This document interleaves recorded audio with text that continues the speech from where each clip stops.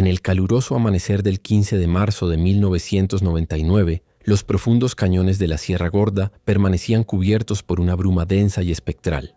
Un pequeño grupo de biólogos locales avanzaba en absoluto silencio por senderos rocosos donde el eco de la selva parecía guardar el secreto de una presencia casi extinta.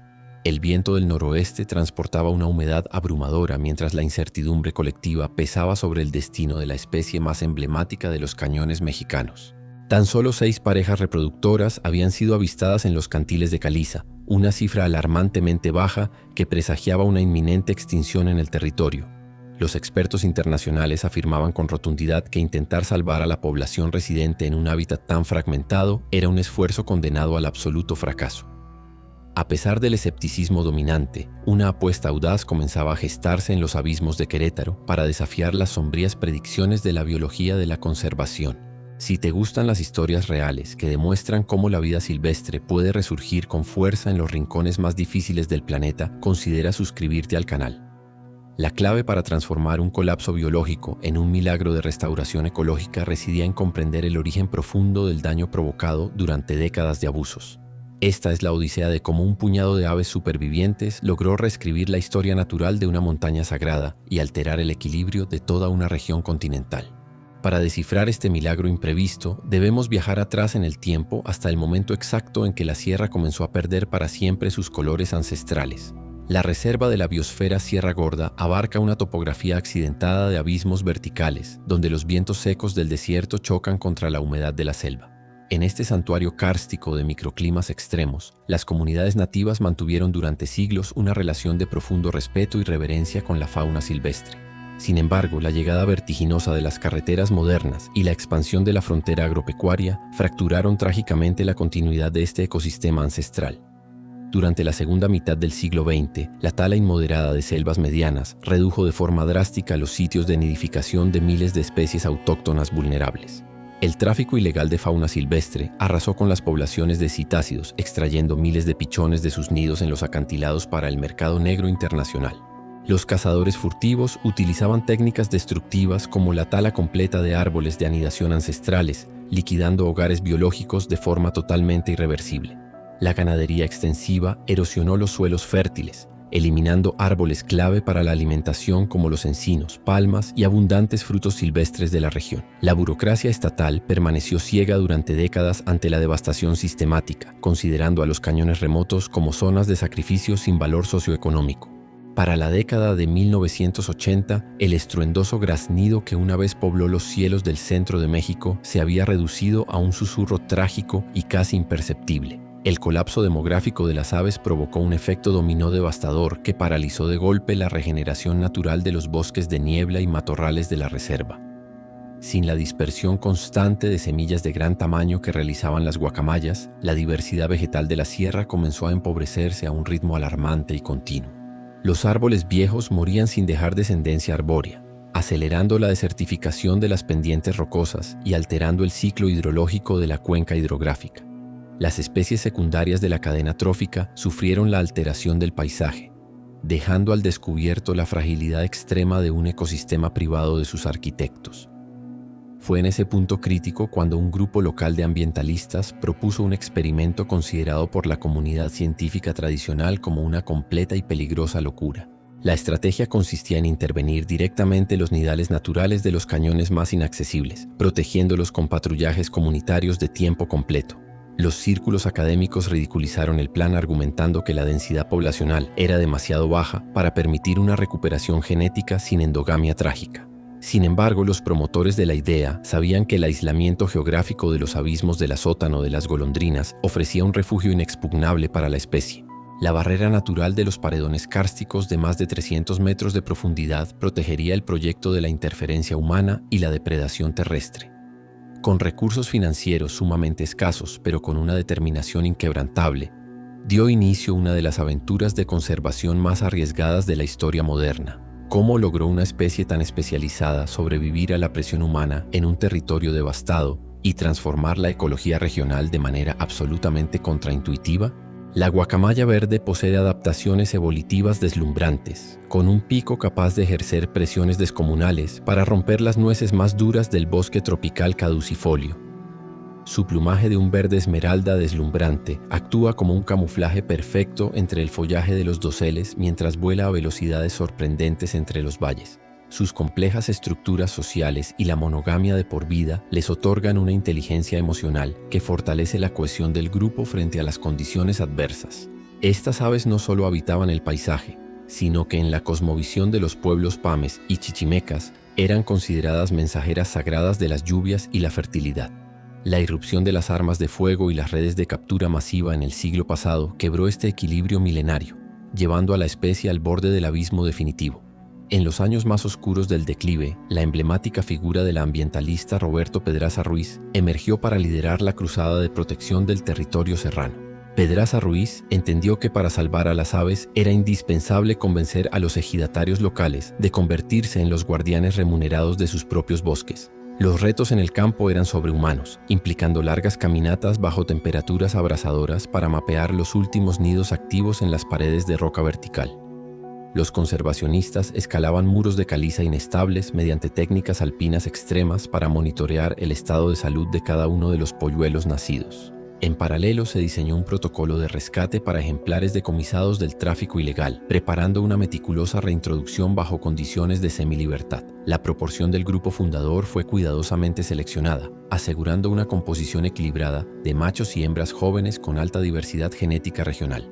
El transporte de las aves rescatadas hacia los campamentos de la sierra se realizó mediante guacales rústicos adaptados para minimizar el estrés y evitar lesiones fatales. La tensión en las brechas de montaña era máxima, pues cualquier retraso en los traslados bajo el calor sofocante podía costar la vida de los valiosos especímenes. Los veterinarios del equipo trabajaron noches enteras en refugios improvisados para hidratar y alimentar manualmente a las aves más debilitadas por el largo viaje. A pesar de la supervisión constante, la sombra del fracaso planeaba sobre el proyecto debido al constante asedio de cazadores furtivos que rondaban los límites del parque. Las comunidades locales fueron integradas en brigadas nocturnas de vigilancia, armadas únicamente con radios de comunicación y una pasión inquebrantable por su tierra. Los informes externos insistían en que los esfuerzos serían vanos, ya que la degradación del suelo impediría que los árboles maduraran a tiempo para alimentar al grupo. La presión política por abrir la reserva a proyectos mineros amenazaba con destruir el área antes de que los resultados del monitoreo pudieran ser presentados oficialmente. Aún así, el equipo mantuvo la fe en la capacidad de regeneración de la naturaleza si tan solo se le otorgaba una oportunidad real y un espacio protegido de la codicia. Los jaulones de aclimatación fueron instalados estratégicamente al borde del cañón de San Antonio, permitiendo que las aves escucharan los ecos de sus congéneres libres. Durante meses, los ejemplares aprendieron a reconocer los frutos silvestres locales y a ejercitar sus alas para enfrentar las traicioneras corrientes térmicas de la sierra. Cada movimiento era documentado minuciosamente por los biólogos, quienes aguardaban el instante preciso en que las condiciones meteorológicas fueran ideales para el despegue. La escasez de presupuesto obligó a los científicos a acampar durante semanas en repisas de roca, expuestos a las tormentas estivales y a la fauna ponzoñosa de la zona. La tensión acumulada durante años de trabajo incansable estaba a punto de llegar a su punto de quiebre final ante el evento que cambiaría el destino de la Sierra Gorda. El 12 de octubre de 2001, bajo un cielo despejado de otoño, los contenedores de aclimatación fueron abiertos solemnemente frente al vasto cañón de San Antonio. Un silencio absoluto dominó el abismo cuando la primera pareja de guacamayas vaciló en el umbral antes de desplegar sus alas de color verde y azul sobre la inmensidad. En cuestión de segundos, los ejemplares ganaron altura impulsados por las corrientes ascendentes, desapareciendo rápidamente en la inmensidad del horizonte montañoso. El eco de sus potentes graznidos resonó en las paredes de caliza como un trueno victorioso, marcando el fin de un largo exilio y el inicio de una nueva era ecológica. Los científicos en tierra lloraron de emoción al observar cómo el grupo se integraba con fluidez al relieve alpino, demostrando un instinto de navegación impecable. Sin embargo, los primeros 3 años del seguimiento radiométrico trajeron un silencio preocupante y desesperante, con avistamientos esporádicos que sembraron la duda. Los transmisores satelitales fallaban con frecuencia debido a la accidentada geografía, y los reportes preliminares sugerían una dispersión excesiva de los individuos. Los detractores del proyecto apresuraron sus críticas, declarando en medios que la reintroducción había sido un gasto inútil de recursos que terminó en la dispersión fatal. Pero bajo la cubierta vegetal del dosel arbolado, un fenómeno invisible para los instrumentos mecánicos estaba teniendo lugar de manera silenciosa pero absolutamente imparable. La combinación perfecta de cero cacería furtiva, la suspensión del pastoreo intensivo y la abundancia de agua en los cañones profundos creó las condiciones ideales. Sin la interferencia humana, las aves liberadas encontraron una oferta alimenticia inagotable que aceleró sus ciclos reproductivos de forma totalmente inesperada. Los nidos artificiales y naturales comenzaron a registrar camadas saludables de hasta 3 polluelos por pareja, una tasa de supervivencia jamás documentada en la región. El censo sistemático realizado en el año 2010 reveló una explosión demográfica masiva que dejó perplejos a los mismos científicos que lideraron la iniciativa. La población residente en el cañón había pasado de unas pocas parejas al borde de la desaparición a más de 300 individuos activos y perfectamente sanos. La reserva de la biosfera Sierra Gorda se convirtió de forma oficial en el reservorio genético y santuario reproductivo de guacamaya verde más importante del país. Los datos demostraron que la tasa de crecimiento poblacional superaba las proyecciones más optimistas realizadas por los modelos matemáticos de conservación internacional. El éxito fue tan rotundo que desmintió de forma categórica los temores científicos sobre la endogamia, revelando una vitalidad genética excepcionalmente robusta y pura. El ecosistema no solo asimiló a los nuevos habitantes en perfecto balance, sino que comenzó a sanar a una velocidad vertiginosa gracias a la actividad de las aves. Las laderas antes desnudas de las montañas comenzaron a poblarse de brotes verdes de especies de árboles cuya semilla depende exclusivamente de la digestión aviar. La naturaleza había tomado el control del experimento, demostrando que cuando se retira la presión destructiva, la vida silvestre florece con un poder inimaginable. El impacto biológico secundario sorprendió a los investigadores al registrarse ejemplares con una envergadura de alas mayor y un peso óptimo superior a la media histórica. La ausencia de estrés provocado por la actividad humana y la abundancia de nutrientes de alta calidad transformaron la fisiología y longevidad de las guacamayas locales.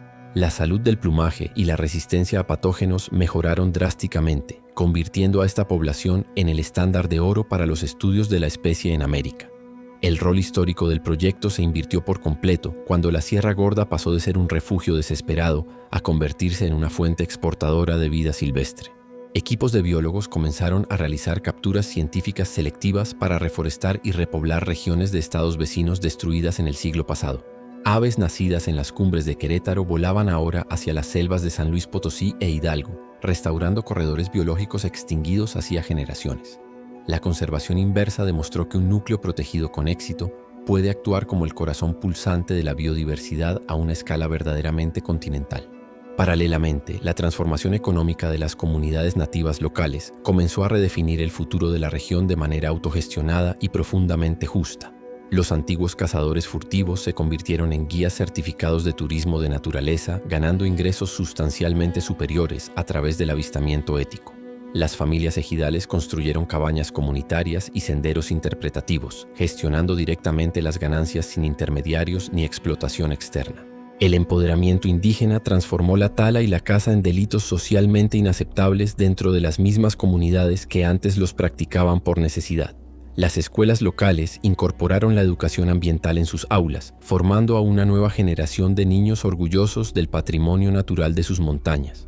El modelo de la Sierra Gorda fue galardonado internacionalmente por las Naciones Unidas como un ejemplo supremo de cómo la conservación genera riqueza comunitaria real. Lo que comenzó como un intento desesperado por salvar a 12 aves en un cañón remoto, se consolidó como un faro de esperanza global para la restauración de ecosistemas. La ciencia demostró que la destrucción del pasado no es un destino inevitable, sino un capítulo oscuro que puede ser revertido mediante la acción humana consciente. La sinfonía de colores que hoy cruza los cielos de Querétaro es el testimonio viviente de una victoria monumental de la vida sobre la negligencia y la desolación. Hoy, los ancianos pames contemplan el vuelo de las guacamayas al atardecer, reconociendo en su canto el regreso de la memoria histórica y la dignidad de sus ancestros. Las tradiciones orales que celebraban a las aves sagradas han vuelto a sonar alrededor de las fogatas, uniendo el conocimiento científico con la sabiduría ancestral. El orgullo de ser los guardianes del abismo ha devuelto la fe a comunidades que durante décadas sufrieron la marginación, la pobreza extrema y la migración forzada. Del frágil registro de apenas 12 individuos acorralados en el año 1999, Hoy más de 400 guacamayas dominan libres los cañones. El contraste entre aquel día 1 incierto en la playa de rocas y la majestuosa realidad actual demuestra el poder infinito del rewilding cuando se realiza con rigor. Los retos del futuro persisten con el cambio climático amenazando los patrones de lluvia, pero la resiliencia del ecosistema es ahora infinitamente más fuerte. La integración absoluta entre los saberes indígenas y la biología moderna asegura que la reserva cuenta con un ejército invencible de protectores en el terreno. En cada amanecer, cuando el sol ilumina las paredes de caliza, el estruendo de cientos de alas esmeralda recuerda que ningún territorio está perdido para siempre. La vida silvestre no necesita que la dominemos, solo requiere que le devolvamos el espacio y la libertad que legítimamente le pertenecen en este planeta sagrado. En los profundos cañones de la Sierra Gorda, la naturaleza ha vuelto a cantar su poema más épico, demostrando que la esperanza siempre encuentra una manera de volar.